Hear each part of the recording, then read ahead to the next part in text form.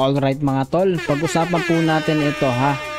Ilang oras pa lang po nakalipas at talagang ito pong binalita po na ito ay alam ko na isang mahalaga at mainit na usapin. Ito po'y patungkol kay Amy Marcos na kapatid po ng ating kasalukuyang Pangulo na si Bongbong Marcos Jr. Sabi po dito, Attorney Sal Panelo hinamon si Senator Amy na maghain ng impeachment case laban kay PBBM.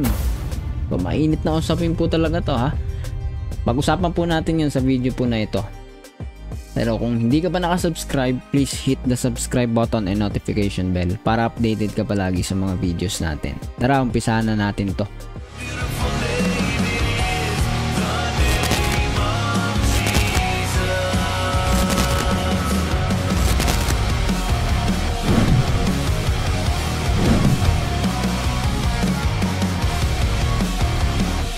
Alright mga tol, tara pag-usapan po natin to.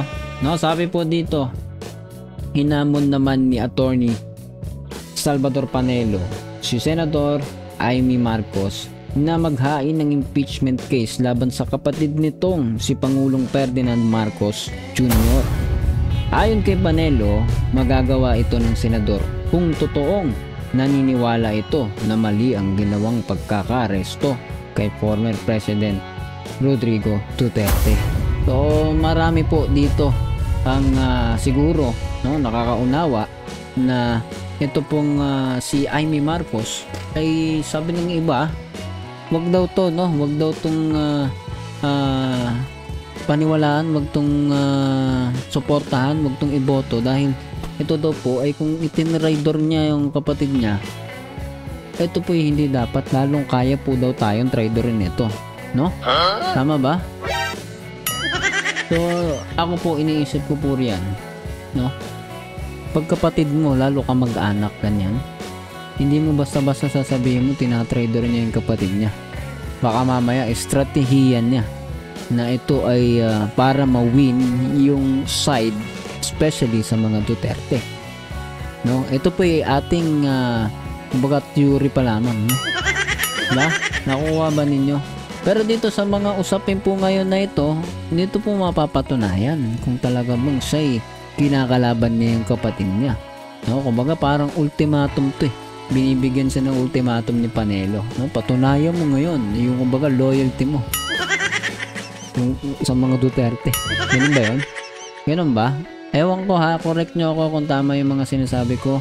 Pero ito po ay ayon lamang sa aking opinion. At yan po ay ating panonoorin muna yung balita para mas kompleto po yung ating reaction na maibibigay sa ating mga nanonood po dyan. Tara, play po natin yung balita. Hinamon naman ni Attorney Panelo si Senator Amy Marcos na maghain ng impeachment case laban itong si Pangulong Ferdinand, kapatid nitong si Pangulong Ferdinand Marcos Jr. Laban sa kapatid nitong si Pangulong Ferdinand Marcos Jr. Ayon kay Panelo, magagawa ito ng senador kung totoong naniniwala ito na mali ang ginawang pagkakaaresto kay former President Rodrigo Duterte. Ayon sa abogado, tila namamangka sa dalawang ilog ang senadora dahil nais lamang nito makakuha ng boto mula sa mga taga-suporta ng mga Duterte. Katunayan nito ay ang isinagawang pagdinig ng Senate Committee on Foreign Relations na pinangunahan ni Senator Amy kaugnay ng nangyari kay dating Pangulong Duterte. Wala pang pahayag ang senadora sa hamon ni Attorney Panelo. Alright mga tol, tara pag-usapan natin saglit itong usapin po na ito. Sabi nga ay kung naniniwala daw si Senator Amy na mali ang pagkakaaresto kay ating ex-president Duterte, dating pangulo natin na si Duterte, Rodrigo Duterte, magsampa ito ng kaso. No, kayo ba? Anong masasabi ninyo dito? No? Kasi dito makikita, ang talagang naniniwala siya. Totoo yun, naniniwala po ako doon na dito makikita kung siya'y totoong naniniwalang mali yung pagkakaaresto. Kasi kung hindi niya paaabutin sa ganong kasama yung gagawin niya. Sa impeachment, ibig sabihin, nag-aahain siya ng impeachment.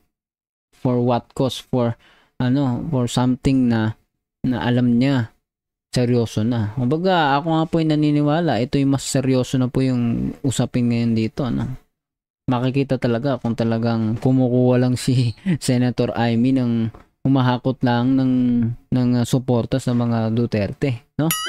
So, yun talaga yan, no? Ngayon, anong masasabi ninyo dito, no? Para sa akin po, 'di ba, gaya ng mga sinabi po natin sa mga videos po natin na iba, titimbangin po natin yung mga bagay bago tayo sumuporta kung tama ba o mali. Ayon po sa ating pagtingin, no? Hindi naman tayo perfecto, pero ayon sa naabot ng ating pangunawa, ito pong ginawang pag-aresto po kay Duterte. Sabi nga ng marami, kung hindi mo binanatan yung ating Pangulo, siguro hindi ka hinayaang madampot, no? Medyo po yun, no? Para sa akin, kung ako po yun, bumabanat po ako ng bumabanat kay Bongbong. Masakit yun kasi totoo. 'Di ba? Tinawag na bangag, no? Tinatawag na weak leader. 'Di ba? Sabi nga nung isa, may nakita akong video, no?